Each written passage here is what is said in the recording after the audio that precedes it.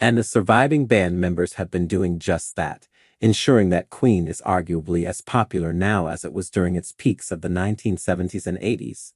The British group, which formed in 1970 in London, could easily have folded after the 1991 death of frontman Freddie Mercury, and it was, in fact, dormant for a good 13 years. But starting in 2004, first with Free/Bad Company singer Paul Rodgers, and since 2011 with American Idol runner-up Adam Lambert, guitarist Brian May, and drummer Roger Taylor have kept Queen a going concern, riding a legacy that includes record sales of more than 300 million records worldwide, a pile of iconic hits. Killer Queen, We Will Rock You, We Are the Champions, and the operatic Bohemian Rhapsody are just a few inductions into the Rock and Roll Hall of Fame and the Songwriters Hall of Fame, and a Grammy Lifetime Achievement Award. It's the most brilliant that ever happened. May 76 gushes via Zoom from his home in England, 'cause it means our shows are filled with all ages of people, and the young people who have come into it recently have the most energy, and we love it. We feed off that energy. It makes us feel young again, I guess. It's the best thing. Starry Fight documentary tells love story behind Florida Van Gogh house. Taylor, 74, professes to be nothing but surprised by the band's longevity and continuing popularity. Who would have thought that all these years later we'd be still playing together and we'd still have an audience? He says, adding that a number of factors have contributed to that. I think we had good material, he explains. I think the songs are strong and we have great writing. Between the four of us, we were quite good, and we had a great live act. So I think we have a lot of people who have really stuck by us in loyalty.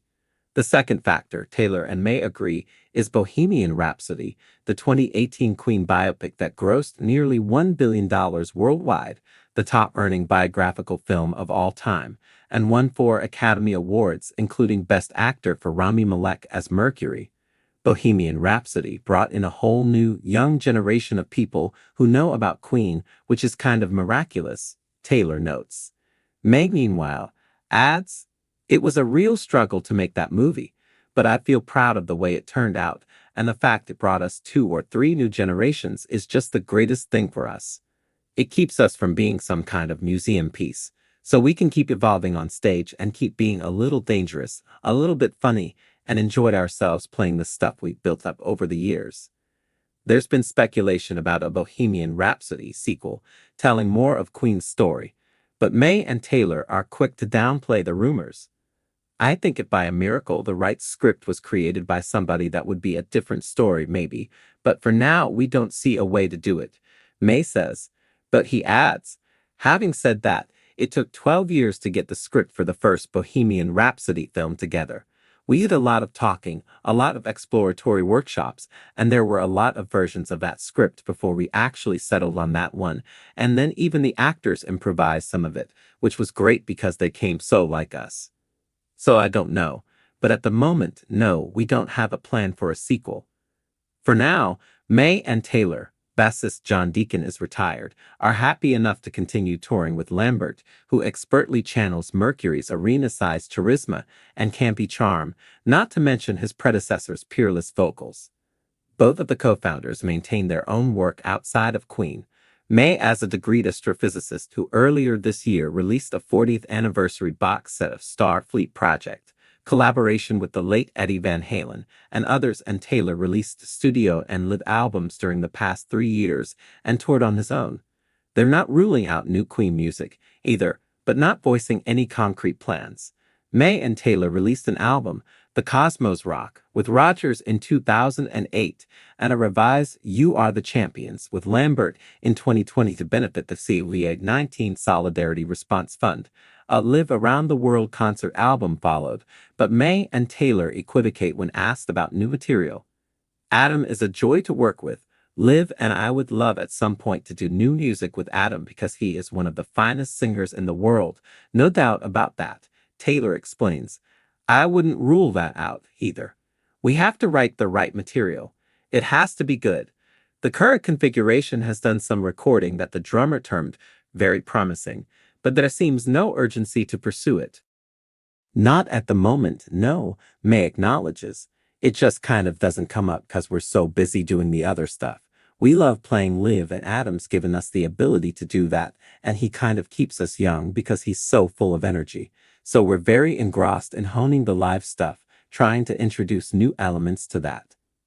To do something new, it would have to be right. You can't follow up a Queen catalog with something which is not quite where it should be. It might happen, but at the moment, it's not our focus. Queen fans wanted it all, and they indeed got somebody to love as they went stone cold crazy for Adam Lambert, Ryan May, and Roger Taylor at Little Caesars Arena in Detroit on Tuesday, October 10.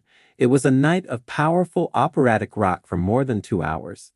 The show went on with the band taking the stage at 8:10 p.m. to a theatrical entrance behind a huge screen which lifted to reveal the trio and the rest of their band, which included a bassist and keyboardist. Behind the stage was something, dare we say, unique to any concert we'd been to. Fans were seated in opera-style constructed balconies overlooking the stage. It added to the ambience of the evening. The spotlights at this show focused on Lambert along with original Queen members May on lead guitar and Taylor on drums.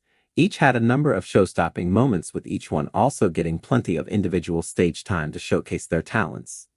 What can you say about Lambert as a lead singer, other than he truly is spectacular? Yes, no one is, was, or ever will be Freddie Mercury, and Lambert doesn't set out to try to imitate the legend.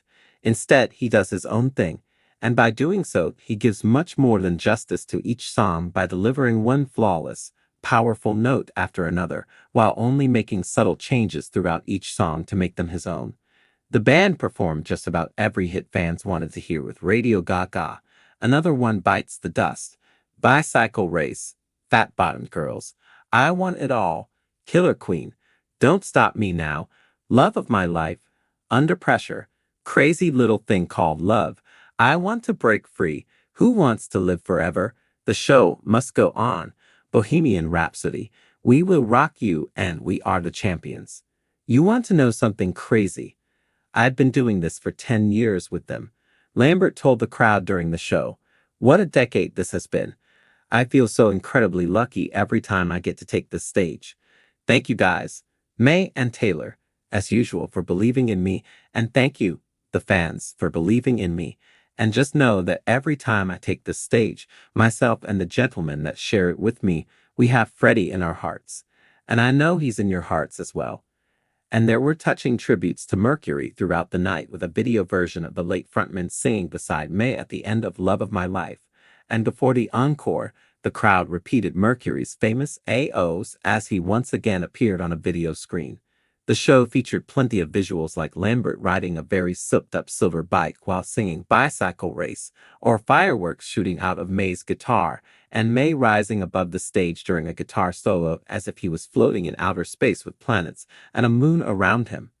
There were also laser lights shining across the arena and a very opera-themed version of Killer Queen, with Lambert singing while putting on makeup in a dressing room setting. This show had it all for Queen fans. The music, theatrics, strong vocals, and plenty of Lambert, Taylor, and May. Fans wanted it all, and the trio delivered.